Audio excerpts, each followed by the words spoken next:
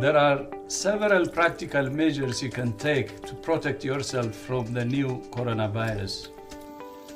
One of the most important is regular, safe, and effective hand hygiene, using soap and water or alcohol-based hand rub. Here are the steps recommended by WHO to follow.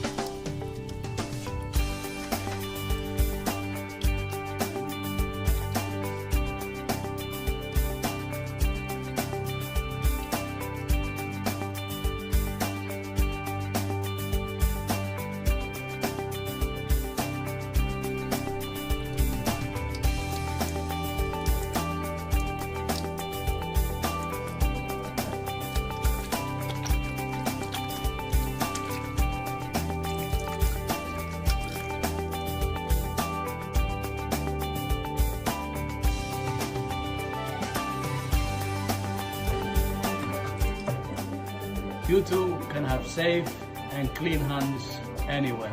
Now I'm calling on the world to take the WHO Safe Hands Challenge to be ready for coronavirus.